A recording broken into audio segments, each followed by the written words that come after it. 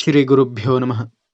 సదాశివసమారంభాం శంకరాచార్యమధ్యమాం అస్మదాచార్యపర్యంతాం వందే గురుపరంపరాం.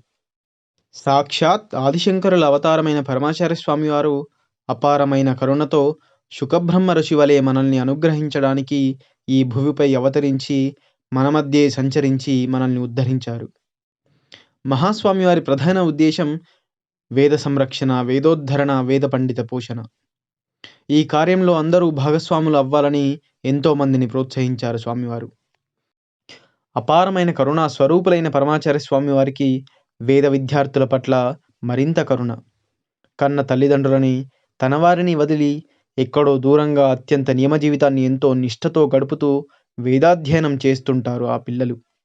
ఎవరైనా భక్తులు ఆ వేద విద్యార్థులకు మంచి రుచికరమైన భోజనం పెట్టారని స్వామివారికి తెలిస్తే ఆ భక్తులకు ఖచ్చితంగా విశేషమైన ఆశీస్సులు లభించేవి. ఎవరైనా భక్తులు శ్రీమఠానికి ధన సహాయం చేయడం కంటే ఆ పిల్లలు తినడం కోసం ఏవైనా వస్తువులు పెట్టేవారిని చూస్తే స్వామివారు చాలా సంతోషపడేవారు. కానీ ఆ రోజు ఆ విద్యార్థుల వల్ల స్వామివారు చాలా కలత చెందారు. అప్పుడు మహాస్వామివారు తిరువనైక్కావల్లో మకాం చేస్తున్నారు.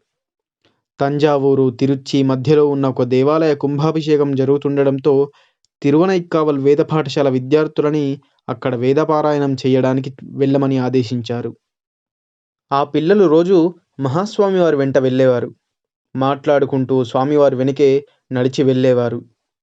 ఒకరోజు స్వామివారు ముందు నడిచి వెళ్తూ ఉంటే పిల్లలు వెనుకగా వస్తున్నారు. హఠాత్తుగా స్వామివారు వెనక్కి తిరిగి ఎర్రబడ్డ మొహంతో కోపంగా చూశారు. చూస్తే ఎవరో పిల్లల ప్రవర్తన గురించి స్వామివారికి ఫిర్యాదు చేసినట్టున్నారు. స్వామివారు పిల్లలతో కాస్త కఠినంగానే మాట్లాడారు.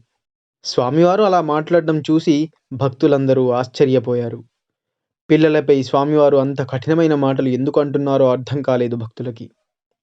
స్వామివారు అలా మాట్లాడడానికి ఏదో బలమైన కారణం ఉండి ఉంటుందని అనుకున్నారు అందరూ. ఆ పిల్లలు కూడా స్వామివారి నుండి అటువంటి మాటలు ఊహించలేదు కాబట్టి చాలా విచారపడ్డారు. ఆ రోజు రాత్రి మహాస్వామివారు చాలా ప్రశాంతంగా కూర్చొని ఉన్నారు. దేవాలయం నుండి కుంభాభిషేకం ప్రసాదం తీసుకొని వచ్చారు. వేద పాఠశాల పిల్లలు వచ్చారా అని అడిగారు స్వామివారు.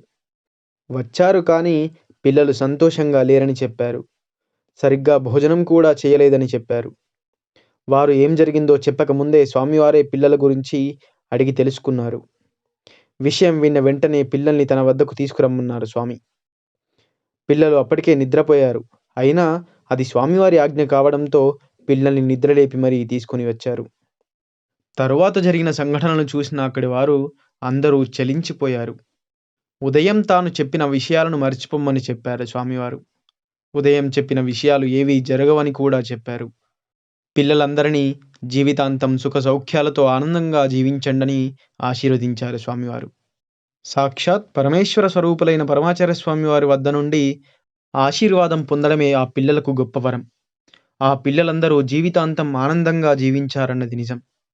అందుకు సాక్ష్యం ఆ పిల్లల్లో ఒకరైన బ్రహ్మశ్రీ ముసిరి దీక్షితులు గారు.